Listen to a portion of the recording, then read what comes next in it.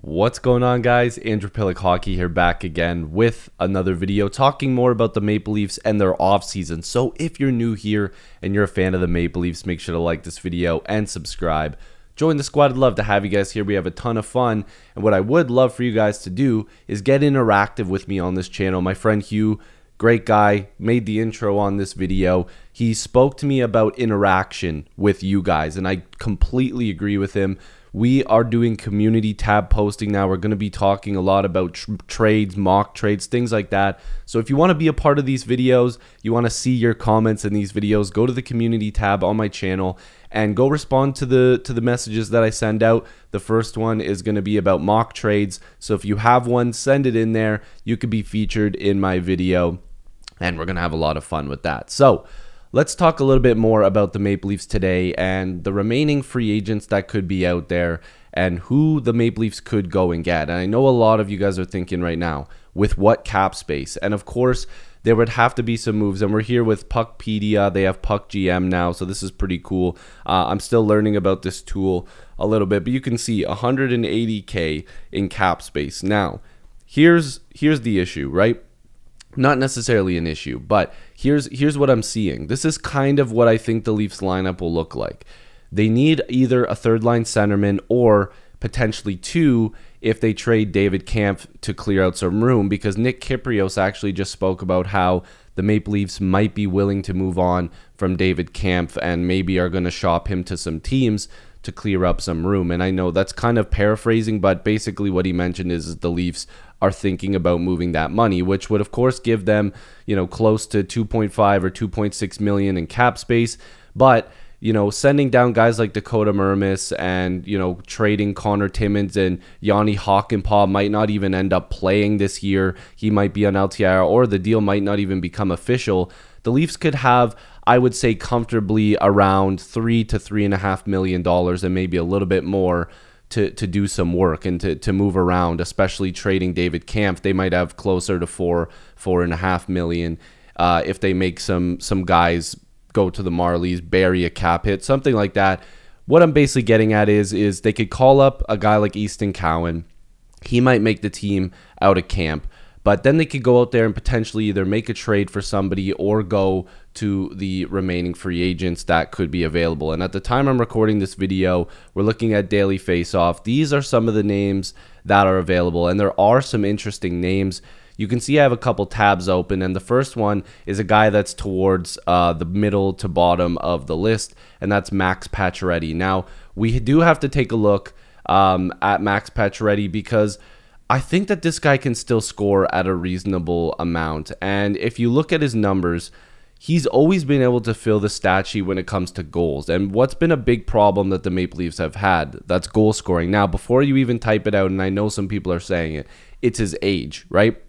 I'm not saying the Maple Leafs should go out there and sign this guy. I'm not saying it makes the most sense. But if you take a look at projections and things that the Maple Leafs could be doing, if he gets a one-year deal at $1.5 million or even less, that's a pretty good replacement contract, even though he's 35 years old. I think if he can stay healthy, and he's another guy that, he gets injured a bit or a lot, he could be a guy that adds that secondary scoring to this Maple Leaf team that they haven't had in quite some time. They need guys like that. And the other thing is they could also sign Nick Robertson. Apparently, Brad Treliving still wants to keep Nick Robertson. He doesn't want him to go.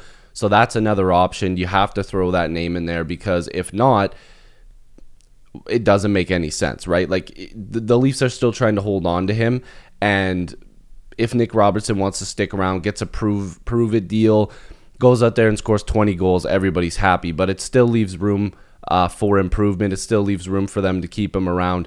We all know, we've talked about this many times. But another interesting name that's on this list is Alex Nylander. And the reason I'm bringing this up is not because Willie plays on this team, but he had a bit of a hot streak with Columbus, scoring 11 goals in 23 games. He had 15 points in those 23 games, and we've seen flashes of when he gets a chance to play more games. Like, it shows, right? He's, 4 games, 3 games, 12 games. Okay, 65, all right, 26 points, not too bad, not great, but at least it shows the double-digit goal totals. 9 games, 5 games, 23 games, 11 goals. when he gets an opportunity to play, he's going to give you some points. And if you take a look, he's only 26 years old, and that's not old. Like, this guy could come in, try to get a contract with the Maple Leafs, maybe play with the Marlies, add that depth scoring to the team. I just want to see this guy actually play a meaningful amount of games and see if it does anything for him. Like, maybe you put him in the Marlies for 30 games and see if he can pot, you know, a bunch of goals. If he does that, bring him up. He's got that confidence now. Okay, I'm scoring a bunch. Let's see if I can keep that going. I just did it in Columbus. Let's see if I can do this now. And again, I'm going to reiterate, I'm not saying these guys are going to change the landscape of the team. These are just guys that I think might be added value for really cheap contracts, as their names haven't been put out there, and they're not getting contracts. There's a lot of really good talent on this list. Another guy that I'd be, you know, kind of interested in, James Van Riemsdyk. You know, there's guys like Daniel Sprong out there, even though he's going to get a little bit of money. I don't want James Van Riemsdyk. I brought this up, you know, again, Hugh messaged me, he's talking about maybe bringing back JVR. I think he's too slow.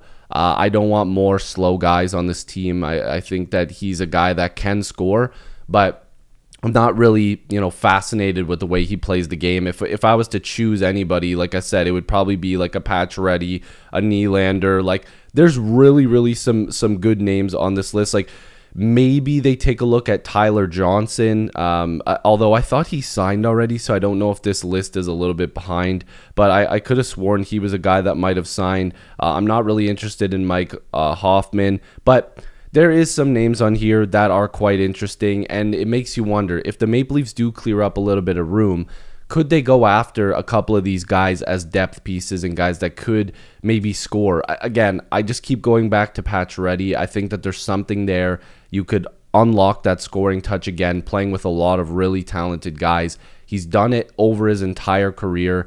And then again, you're taking a flyer on Nylander to see, okay, can this guy get it done? Is this guy available to score at the NHL level like he did with Columbus in his last season there? Again, short sample size. I'm really surprised that nobody has at least taken a flyer on him. He's still young enough where maybe he just needs to play games, and that's why a team like, you know, a San Jose or a Columbus, I'm not really sure why they wouldn't at least try to throw an offer out there, unless Nylander's trying to go to a more talented team that has more talent around him. It's very possible.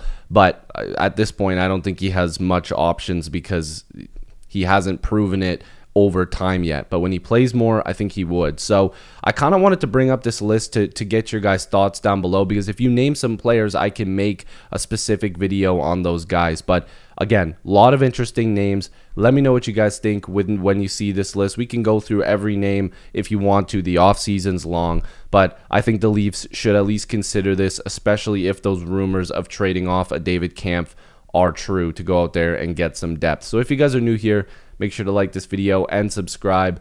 Join the squad. I love and appreciate you guys as always. Thank you so much. And as always, I'll see you in the next video or stream. Peace.